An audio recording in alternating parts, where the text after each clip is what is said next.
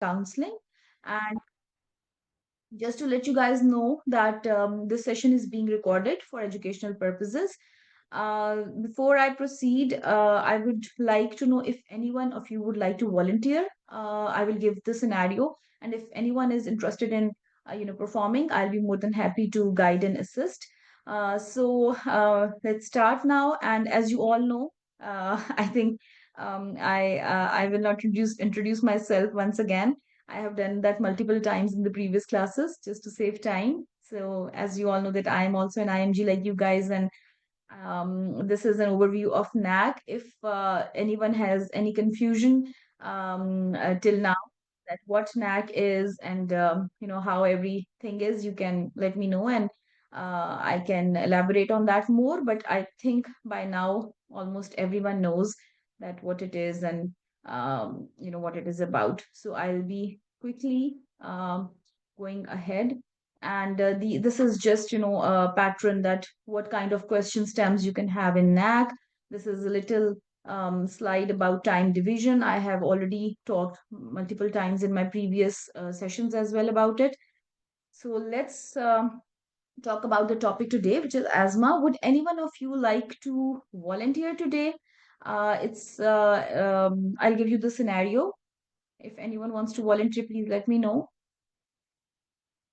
And don't worry about mistakes or anything. And you don't have to turn on your camera as well if you're not comfortable. That's perfectly fine with me.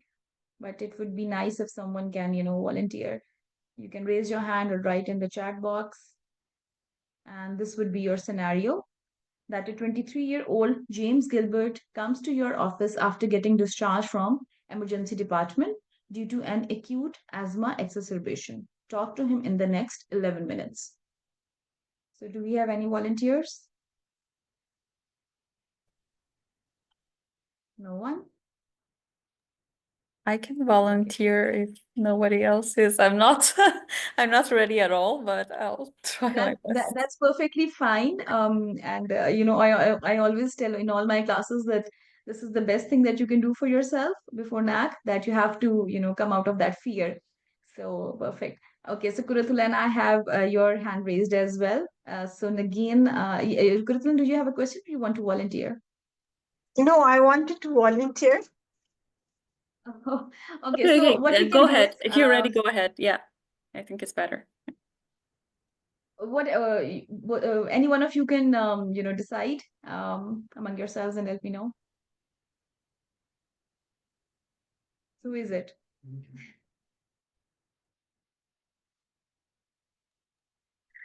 Okay, I can go ahead. I don't know. Kurathulan, are you ready to go ahead? Nagin is okay with that, if you want to go ahead. Yeah, I'm good. Can I join with my laptop? Will that be okay? I just want to switch devices. It will just take me Sure. 1 minute, maybe. Yeah, sure. Yeah, you can take your time. No worries. Let Okay, me know when just you're give me ready. 1 second. Yeah. Yeah, no, take your time. Yeah. Till that time, if any one of you has any questions, I'll be more than happy to answer. Till we are waiting for Kurathulan. Where you should ask ideas, concern, expectations, or at what part of the history are you supposed to ask that? Sorry, can you repeat the question? I couldn't hear the first part.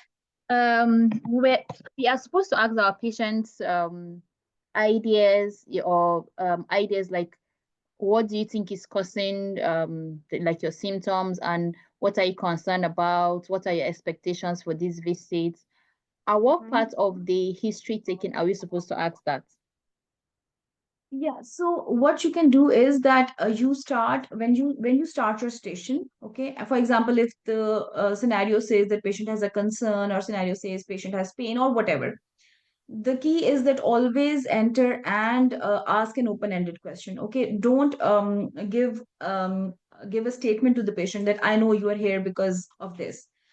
Try to start with an open-ended question that how can I help you today, or what are your concerns for today. And when the patient says something, for example, the patient says that I had a chest pain or anything, so just ask the patient that is it the first time that this has happened. And if the patient says no, it happened earlier as well, or the patient says yeah, it happened for the first time, okay, for how long do you have it? Okay, I have it for 5 days. So can you recall what might have happened 5 days back that caused it? And then the patient will give you their story that, I had fever 5 days back, and after that I had this, I took the medication. But if you will go in and just say to the patient that, oh, I understand you're here because of your pain, so where is the pain? So you will miss the entire story, the background story. So the key is that you ask in the beginning only this part, that how can I help you? And when you are done with your major chunk, your goal, then you can ask the patient that, do you have any other concerns for today's visit? That's it. What are you expecting from today's visit? Maybe that's, I don't like, personally, I don't like that question, because, it's what will the patient say? That, of course, he's expecting you to treat him and give him a solution Yeah. to his problems. So Yeah. you can, yeah. So I really, personally, I don't like that question, and I feel that it's wastage of time asking that question. That's my personal opinion. It may vary, but for me, a good start is that you go, you ask the patient that, what are your concerns for today, or how can I help you today? And when the patient tells you that, I had this thing, then you dig into that. Okay, so what happened at that time? Can you recall? And if the patient says, it's not the first time, I had this thing earlier as well, so immediately over there, ask the patient, okay, so did you seek any medical advice at that time? If he says yes, ask him, okay, what was your diagnosis? So you might get the answer of your station right there and then in the beginning. For example, if it's a disease of, some infections, or like diarrhea or stuff like that, if you will ask the patient, okay, did you seek medical help? And if the patient says yes, I did, and so, no, my brother had a similar complaint, so what was his diagnosis?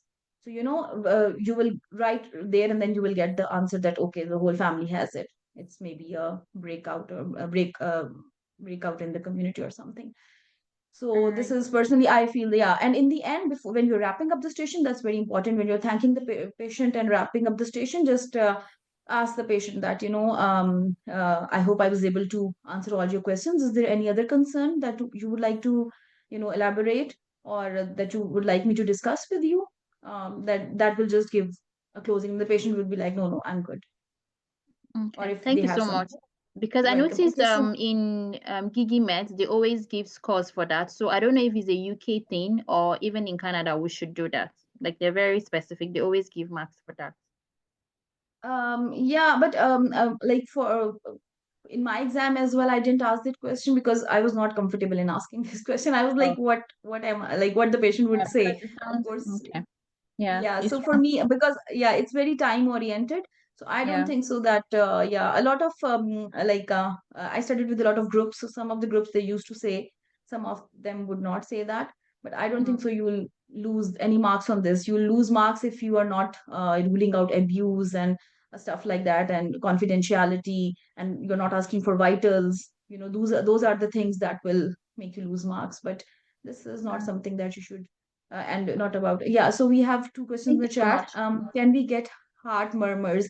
Heart murmurs, maybe if there's a case of infective endocarditis, and the patients, they are not real patients. So even if you're auscultating them, you are going to tell them that, I'm auscultating your heart looking for whatever murmur you have, and then the examiner will answer you that, it's a murmur, this murmur, that murmur, or the examiner will say that it's normal, just proceed.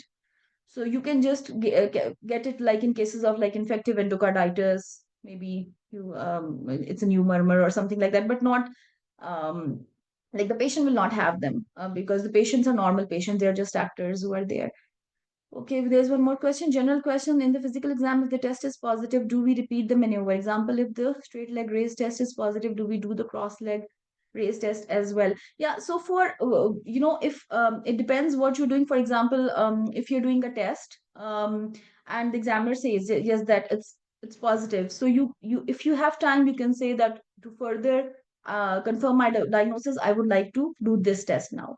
Okay, and then you do the test. But if you don't have time, even if you're able to do one or two tests and the main ones, and you are able to tell them to the examiner, you will be able to pass. So yes, if you're done with one test, you keep on doing the examination. For example, if you're doing the abdominal examination, once you're done with doing the abdomen, you still have time, go for the peripheral examination. That, okay, now I'll be, examining the hands of the patient for, say, looking at any stigmatas of hepatic disease and all those things. So if you have time, keep on doing your steps. That's the key. Okay. So, Kurutula, meanwhile we are discussing, I want you to be ready. If you're ready, let me know Yeah, to go ahead. yeah. Okay, I'm ready. You're ready. Okay, that's nice. So, this is your scenario, 23-year-old James Gilbert, and he is visiting you after getting discharged from the emergency due to an acute exacerbation of asthma. So, you can start now. Okay, do I get the 2 minutes before? Or should I just start with the history? Sorry, can you repeat? I'm starting with the history, right? The 11 minute, like the timer is going to Yes. be for 11 minutes. The timer is 11 minutes, but I'll not be putting the timer for you. I Mhm. want you to, because you said that you are not ready. So I will not, we will do a rough estimation of the time. If you want, I can just put it on in here just to see that how long you do. So it's Yeah. a counseling station. So whatever template you follow for your counseling, you can do that, use that. If you need any help anywhere, let me know. Okay, I'll try. But, Okay, okay, good. that's So right. I will put the timer for you.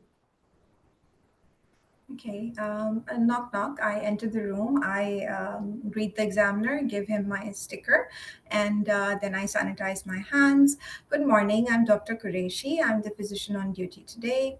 You must be Mr. James Gilbert. Yes, doctor, I'm James. Okay. So, James, what brings you here today? Yeah, so doctor, I was in the emergency department a few days back, and they told me after discharge, they told me to see you, just to make sure that everything is okay. So that's why I'm here. Okay. It's a good thing that you've followed up on the instructions, James. Can you tell me more about your visit to the emergency department? Yeah, so doctor, I had this acute, exacerbation of my asthma. My asthma got really bad, and I was coughing, and I was in a really bad shape. So that's why I had to go to the ER. All right. So when you went to the ER, can you tell me, were you experiencing a shortness of breath as well, along with the cough? Yes, doctor. I had a lot of shortness of breath. I had a lot of cough, and I just thought that, I will die. So that's why I had to go. Okay. Did you notice any bluish discoloration of your face? Yes, I did. I did turn blue. Okay. And were you able to finish your sentences while speaking? No, I was not being able to finish any sentences. I was just coughing, and I was just struggling to breathe. All right. I can imagine that must be difficult for you, James. Again, just to get a better understanding of what kind of treatments you got while you were in the ER, can you tell me what medications they gave you? Yeah, so they gave me some buffers, and they gave me some oxygen, and they said that they were giving me something to make my lungs feel better. So Hmm. yeah, there was a ton of medications that I got there. Okay. So, but they didn't pass any tube inside your throat. Oh no, I was lucky, doctor. I was lucky not to get that. Though I was really scared to get it. Yeah, yeah. Again, I can understand that to go through an event like this must be tough for you. So, James, to get a background regarding your asthma, when were you diagnosed with this condition? Oh, doctor, I was very young. I think I was 10, maybe, or Hmm. 12, yeah, when I was diagnosed, yeah. Okay, and for the past year, for the past a couple of months, uh, what medications have been used? Are you using for your asthma? Uh, just using, there's one inhaler that I use on daily basis, and Mm-hmm. I was doing fine with that, and uh, because I play a lot of sports, so my doctor, he also gave me this medicine. He told me that just take two puffers before your game. And I used to do that. And I was doing very well, but then all of a sudden I had this. Yeah. Okay, so can you tell me the color of the inhalers that you were using? It was, I think it was blue. It's blue that I have, blue Mm-hmm. inhaler. Yeah. Okay. And there is So one orange as well that I sometimes use. okay. So were you using your medications properly before this event? Yes, doctor, I was using them very, very properly. I was really compliant with them. Okay. So would you say anything different happened that triggered this event that you recently had? Yeah, some fever and flu, and everybody in my house was having it. So I just had that for like 4 or 5 days, and after that, I had this episode. Okay. So when you had the currently you don't have the fever anymore? No, no, I'm doing fine now. All right. So when you had the cough, was it a wet cough or a dry cough? It was a wet cough, yeah. Okay. And did you the amount of sputum or phlegm that you had? Can you tell me how much that was? Initially it was not that much, but later on when I got really sick, it was like I think, coughing up a spoon every time I would cough. It was really bad. Did you notice any blood in it? No. Okay, thank you, James. So, again, just to get an idea of where you were in your asthma plan, you were taking the blue and the orange inhalers. And during a week, how many times would you say you would need to use them? It was as needed. So I used to use them like once every day, and just before my game, I used to take two puffs. That's it. All right. And during the week, did you wake up during the night, gasping for air, or that you needed to use the puffer? No. Okay, thank you. So, James, do you, with this visit, the reason that I don't know whether I be counseling or not at this point. I should I You have to continue? counsel. It's a counseling station. Yeah. Yeah. Okay, so I just want to go over the triggers for asthma with you, James. Again, by the looks of it, it seems to me that this event was triggered by the fever or the flu that you recently had, and this can be one of the triggers for your asthma. Again.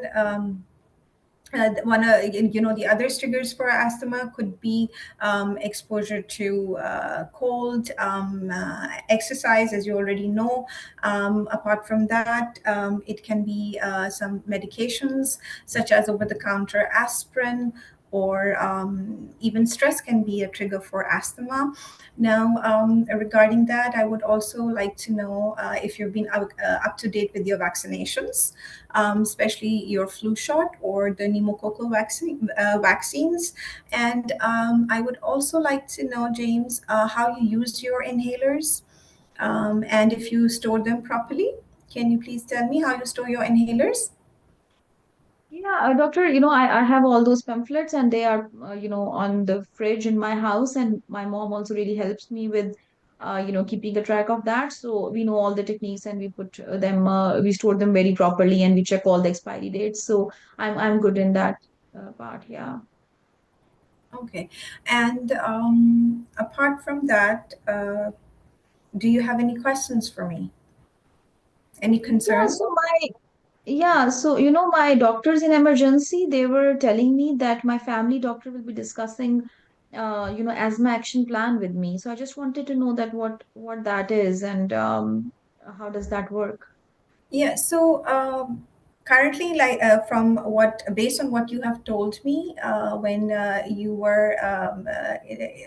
you were instructed or prescribed your inhalers, you were presumably in the step one of the asthma action plan. Now, because of this recent event that you had. I would like to step up your action plan. I would be giving you some handouts and which can help you, and I will be instructing you or giving you instructions how you can increase or decrease the medications based on your symptoms. Okay. Are you following me? Yes, doctor. Yeah. Okay. And apart from that, as you know, like what you recently experienced, if you feel that your asthma is getting worse, you are always welcome to call my office and book an appointment. But however, if you feel that it's getting really worse and your medications are not helping you, I strongly recommend you, and I would like you to visit the ER or call 911, especially if you're not able to breathe, or if you're turning blue, or like what happened recently, if you're not able to complete your sentences. Okay. Okay, doctor. Thank you. Okay, Okay. That's it. thank you. Okay, thank you very much, Krutulan. And that was very nicely done. Just a few things here and there that I would like to. First, I will let you know about your case. And Mhm. afterwards, then I will be showing you some more slides that will, in which we will be discussing more counseling points and what we needed to cover on the station. So, like you started very nicely that you asked about that one, when was the, what happened. But the question that you asked that, do you have fever now? It came very late in the conversation. So when the patient is coming to you right after emergency department, it's a part of rapport building that you started in the beginning. So once you saw the patient say, hello, James, how are you? So the patient says, okay, I'm coming from the ED and all that. So you tell the patient that, okay, so how are you doing today? Are you feeling okay? Oh, yeah, doctor, I'm fine. Thank you for asking. Okay, so James, can you tell me more about that? What happened that day? Oh, doctor, I had cough and flu and all those things, and I went to the ED. Then a very important point question that you missed was that did it happen for the first time or has it happened before as well? So Yeah, yeah, yeah, right. you missed it. And please write this with your template in OCD when you're asking onset course duration. Always ask this question that, is it the first time or did it happen in the past? And I try to give you a clue also in the in the script that I said that, oh, I was so scared. But thankfully I didn't get the ETT. So you could have asked that, okay, so why were you scared? Did you have it earlier in the past as well? So the patient might tell you that, yeah, I had it once in the past, and stuff like that. So just be a little bit more, more what I would say, like dig into your questions more. Okay. The other thing is that when you were exploring the event, there are a few questions more that you need to ask. That okay, so what happened that time? You asked that you turn blue and all that, but just ask that okay, so were you able to go by yourself? Did you drive to the ER or you had to call 911? Oh, I called 911. Okay, so what did they do? Did they give you any treatment on the way? Did you give you any medications on the way? And what happened in the ER? You explored that episode very nicely. Then next portion includes your asthma history.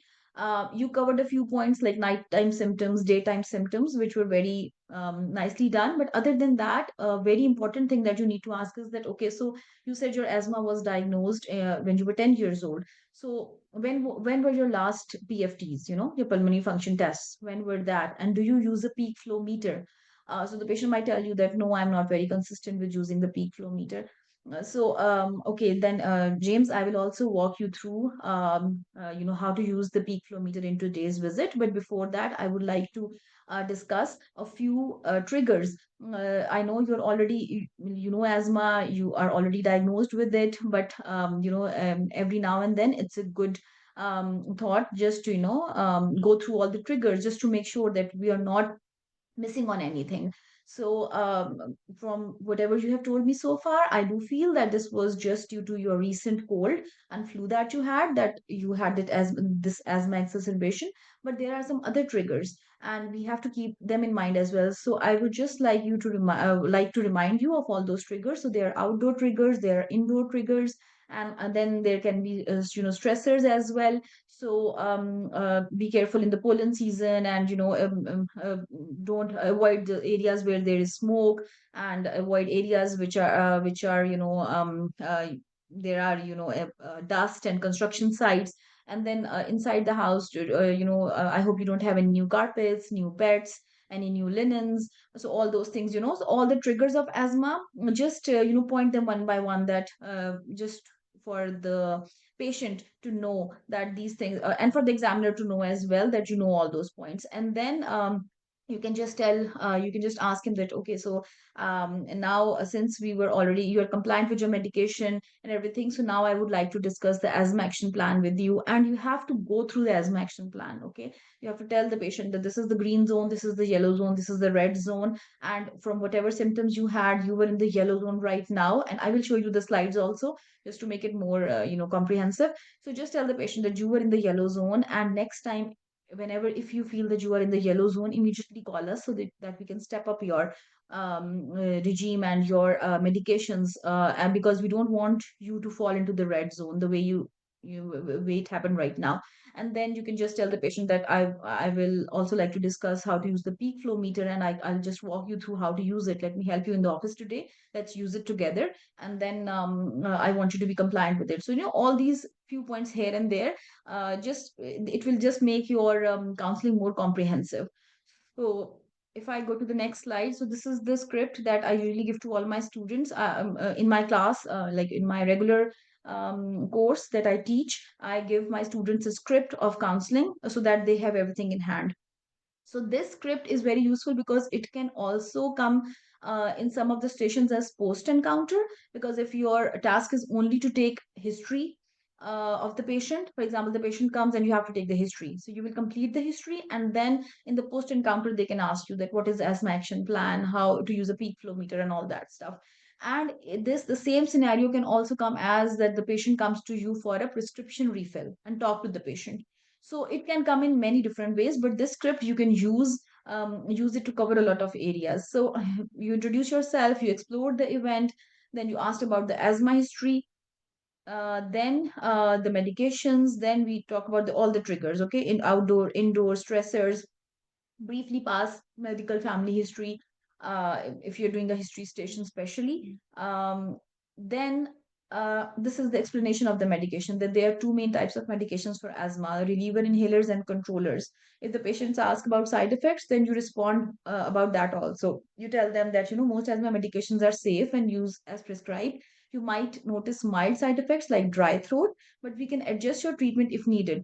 And at this point, you can ask the patient that, are you having any dry throat at the moment?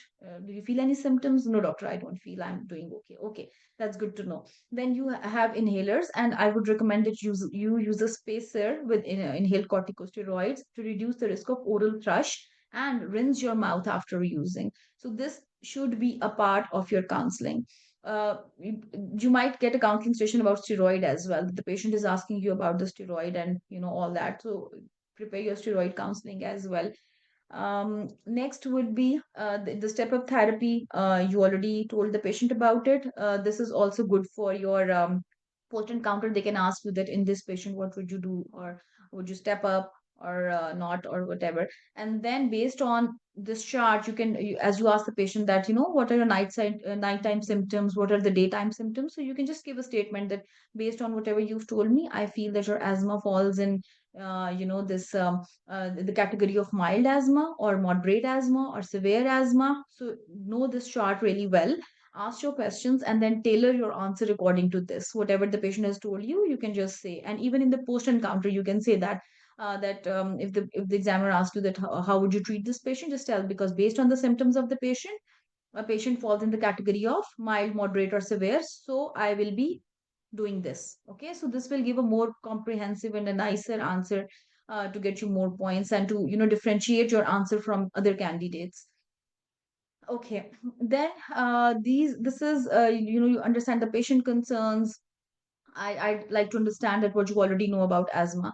Can you tell me what you've been told about your condition so far, or in the ER? And then sometimes the patient will just say that, doctor, I know, but I want you to, walk me through this once again. So you start your counseling at a very good pace then. And then you talk about action plan and peak flow monitoring. So you ask the patient, do you use a peak flow meter? No, doctor, I'm very lazy in that. I don't like to use it. I forget it, and all those. give lifestyle advices like avoid smoking. And because you have to ask this in the social history, these questions. So if the patient is smoking, tell the patient that you have to avoid smoking, avoid exposure to smoke, stay physically active with asthma friendly exercises, keep your home free from, dust and allergies, get vaccinated for flu and pneumonia to reduce your risk. And does this sound manageable to you? If the patient says, no, doctor, it sounds very difficult. Okay, what can I do to support you? Let me know. I can connect you to people who are going through similar situation. There are very many support groups. They can guide you. Like they arrange for exercises which are asthma free, stuff like that. So I can give you information on that. So just be very friendly with the patient. And this is the asthma action plan that you briefly have to go through with the patient. So just tell the patient that yes, your doctor's in emergency. They were right. We will be discussing the asthma action plan today. So initially, before you had this flu and fever, you were in this green zone. You were breathing normally. You had no cough or wheezing or chest tightness. You were doing your normal activities. You said that you were not using your peak flow meter, but usually in the green zone, your peak flow meter gives 80 to 100% of your personal best. And at that time, we just continue the daily activities, we take the medications as prescribed, and we avoid the triggers the way you were doing it. And you were doing it very, like, you were fine with all that. So, but when you had that, fever and you told me that you had cough, so you landed into this yellow zone. And this was the zone in which we needed to step up your asthma therapy. Since, we could not do that, so you landed up in the red zone. So next time, whenever you feel that you are in the yellow zone, please immediately go to the ER or call my office, because in this, when you're in the yellow zone, we have to step up your regime. We have to take reliever for 4 to 6 hours as needed. We sometimes also have to increase the controller medication. We have to avoid the triggers, and we have to take two puffs every 4 to 6 hours, sometimes. And when you're in the red zone, and just tell the patient that I'm glad that you were able to call 911 because you were in the red zone, and this can be life threatening as well. So till the time 911 is coming, I would advise that if this happens next time and you're all by yourself, please take your puffer every 20 minutes, okay, till the help is there. And then you go to ER, and just go through this action plan with the patient, and tell the patient that I want you to I will give you a copy of this action plan, and I want you to keep it at a handy place, like on your top of your fridge or wherever your workplace is, so that everybody around you also knows this plan, and you are also aware of this. And if you are having any of these symptoms, you are falling into any of these zones, we know that what needs to be done. And then you ask the patient, am I clear so far? Do you have any questions for me? So just engage the patient more, and then just tell the patient that these are some additional notes, that I will be teaching you how to use the peak flow monitor, and I want you to write your personal best on that. The triggers to avoid, I will also give you a list of the triggers to avoid, and I want you to have it around you all the time. If in any case you feel that you are having some your some new triggers are there, or your asthma is getting bad, please maintain a diary and write your triggers on that, and let me know that what is causing that. And then you tell the patient that I will be writing my emergency contact as well and everything, so that you know what to do in case of emergencies. So this is something that you need to discuss with the patient, and then you address the concerns, that do you have any concerns about using your inhalers. You asked about the storage and everything. Just ask about the technique also, that do you know how to use it properly. Then you conclude your station, that I'm confident that with these steps we can keep your asthma under good control. Or I also schedule a follow up to monitor your progress and adjust your treatment if needed. And thank you for speaking with me today, and all those things. And then I have added some more points about peak flow meter in case you need to discuss that, because the station is not that long. So sometimes the patient might say that, I know how to use the peak flow meter, so that's fine, doctor. And sometimes the patient might say that I know the asthma action plan, you can just tell me the peak flow meter. So it can be either way, or maybe it's the two of them together. So just how to use a peak flow. This is a peak flow. So I will tell you how to use the peak flow meter. You tell the patient about the steps, that let's practice it together. You prepare the device, you position yourself, then take a deep breath, seal your lips, blow hard and fast, then you record the reading and you repeat it for accuracy. And repeat the test 3 times and record the highest number. This will give us the most accurate measure of your lung function. So, this is how you are guiding the patient to go through, all this. And then you will tell him that I want you to use the peak flow meter every day. I want you to integrate action plan into your life, and I want to reassure that all these things are manageable if you work together. And then ask the patient that, do you feel comfortable trying out? I can help you to try the peak flow meter. I would like you to do it in front of me in the office, so that if you need any assistance, and the patient might say, no, no, doctor, I'm good, I'll try it at home, or stuff like that. These are some of the side effects of asthma medications. I usually in my class also, when I teach my course, I try to give my students such charts which can help them to recall things quickly rather than going through multiple books. So these are the medications and these are the side effects. So the patient can present to you with any of these also. Sometimes the patient can say, I'm having some dry mouth or bitter taste, or I'm getting oral thrush. So all these histories, it's beneficial to know just the main medications. You should know their side effects, especially in tremors, and the in stations where there is tachycardia or rapid heartbeat. So this history is very, very important when it comes to that.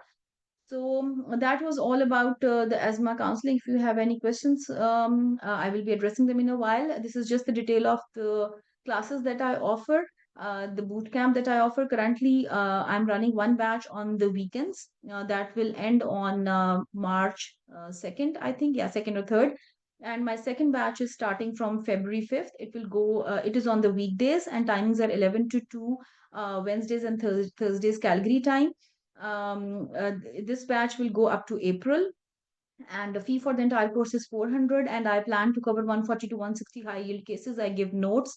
I also record the videos, like the whole session, and the students get an access to that. And number of students in each batch is not more than 12, because I want everyone to participate. Yes, Kurutulan, please go ahead. Yes, thank you so much, Dr. Sana, for your feedback. I think the nurse got the best of me, but I miss a lot. So I have a question in such a case. We only take history pertaining to the event, right? What happened in the ER and a bit of like asthma background. We don't go into like the past medical and whatever, that ample allergies and all that stuff. Because it's already a diagnosed case. In Mhm. all the diagnosed cases, so for example, if it's epilepsy, it's asthma, you already know that the patient is diagnosed. So you will touch base on past medical and all that, but very briefly. Okay, is there any new past medical history that you would, other than asthma, do you have any other conditions that I need to know? Just Mhm. one quick question. You don't have to go in all the details that, what were your symptoms, and at the time of the event, you have to ask that, okay, what were your symptoms at that time? And then Mhm. ask about the disease itself, that when was it diagnosed, Mhm. how was it diagnosed, what tests were done, how regular are you following up with Mhm. your specialist. So these are very important points. You might get a patient who would say that, I have never followed up after that. So yeah, Right. and don't like worry about your performance, because it's a learning curve. We all learn like this in the similar way. So you did not miss anything. You did a very good job. It's No. just, these are just few points that you can use it in all your stations, and you can tailor it according to your needs. Yeah. Because if it's a counseling station, ask the most important thing is that the history, and the triggers, and the things that you need to discuss with the patient, because he's coming after the ER, so now you have to give him a management plan. Yeah. So we have some So we questions can in the skip chat the also. family history and the other stuff in this. We can skip the family history, or should we ask the complete history and then move on to the counseling part? No, you don't have to ask like complete history, like everything. No, not like that. Just you briefly touch on that. Okay, and do you have any family history of similar conditions? No. Any family history of allergies? If the patient says yes or no, because usually we ask those questions in detail when we are diagnosing the case. If Yes. you have Yeah. time, just write on your notebook in the end. Okay, that if you will have time, you will touch base on family history in the end, Okay. Thank you so because it's a much. counseling. Yeah, just write on your notebook so that you don't miss it. For example, and same goes for other cases of history and everything. If you, for example, if you forgot to ask vaccinations to the patient or anything, just write it on your paper, and in the management, in post encounter, when you are asked that how will you manage this patient, just tell that, I would also like to know about the vaccination status of the patient. So this will give them the idea that you wanted to ask, but that's okay. It was in your mind.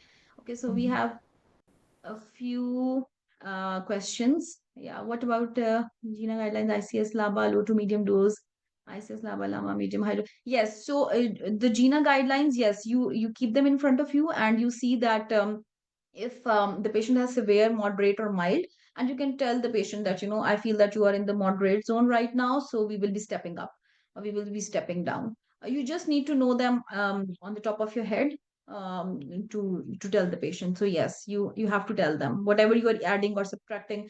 Usually, if you don't know what to say in the exam, for example, just say that, I will be reviewing your medications, and we might need to step it up, and we might need to add a steroid.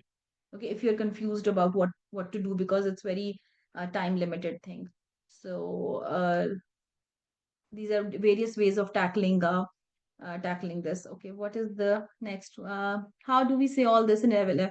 So yes, Dr. Michael, trust me, you can say all this in 11 minutes once you start practicing with your study partner.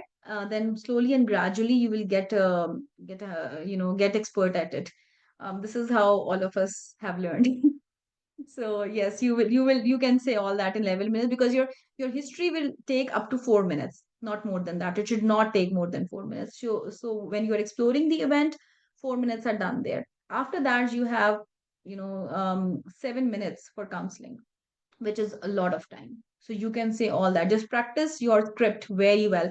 In the exam, you will not have the time to think about the points. So all these points, write them on a paper and tailor it according to your patient. Just learn it like a speech. Every day, stand in front of the mirror and say those lines, so that yeah. And yeah, you yes, you have to speak fast, but at the same time, you have, like, fast doesn't mean that they get the impression that you are just there to finish your station. Don't do that, okay? Because you have to give time to patient to respond, and it is doable. All this information is doable if you practice. um, this is the key is practicing in NAC. Okay, so we have some more. Yes, faster than faster than me. I think that it takes more than 11 minutes. So, Asma, I would recommend that yes, you take practice it with your study partner, record it on your phone, and then you listen to it by yourself, and that will help you a lot. If you feel that anything is taking more time, you can just skip it out. But this is the main content that you need to know for counseling stations. You can tailor it according to the patient. In a lot of stations, the patient by themselves, they tell you that, no, I know this, you can just move on. So it depends that what your patient is asking, but you should have all the information, because the patient can ask you, okay, I forgot about the triggers, can you revise them with me? So just tell the triggers. If the patient says, no, I know the action plan, all I know it very well, you don't need to go through that, just skip that part. Do the patients take long time to respond to, or their answers are short and sweet? No, usually their answers are short and sweet. Unless they're and usually they are helpful as well. If you are going away from your task, they try to bring you back. For example, if you're taking a very long history, if you're going ahead of your time, they will just bring you back to your task. They will tell you that, okay, can we do this now? So it's important that yeah, they are short and sweet. Yeah, yeah, yeah. They don't waste your time. They are very helpful. Okay, we have one more question. Like taking them. Yeah, you can try taking them if that helps. Yeah. Okay. So, any more questions that we have for today? Uh, okay. So these were the details of the boot camp, and the next session is starting in February, as I mentioned, and if you guys want to have a class on any topic that you like, um, please you can let me know about that. And yeah, these are the different topics that I'm covering currently in the batch, and I'll be covering in the next batch as well. If you have any more questions, you can reach me out at medicinebyheart@gmail.com, and this is the link to my Telegram channel. And the recordings are also available on my YouTube channel. We have some more questions in the chat. What about China guidelines, ICS LABA low to medium dose, ICS LABA in maintenance. No, this is the old question, sorry. Foreign body PET case with X-ray. Sorry, what is the question? Anu 786. Foreign body PET case with X-ray. Like I didn't get the question. You Yeah, mean actually, shortness Dr. of? Sana, I just want to ask that can be a case like with a foreign body in a child, and and then, the dog, like we can see in some X-ray whether it's a coin or not, and what we will do in that management. Pete's case, yeah.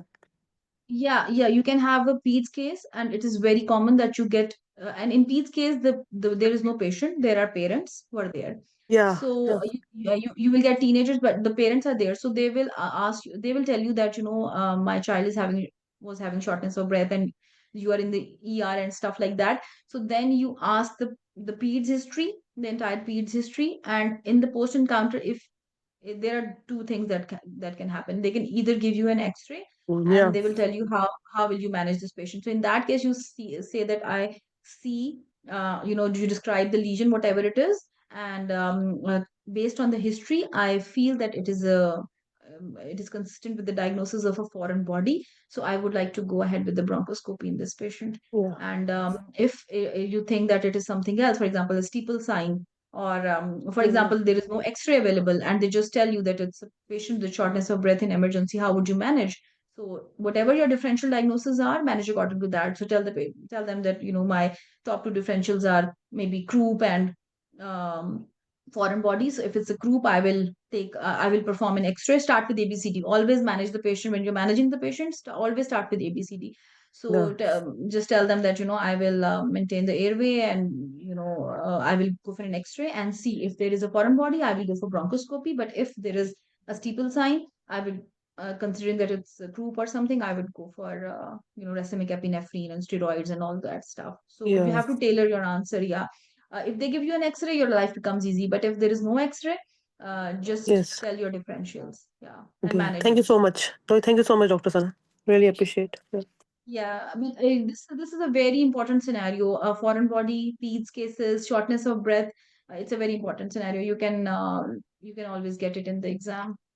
So know it really well. Know your Yeah. shortness of breath. Yeah. So any other questions?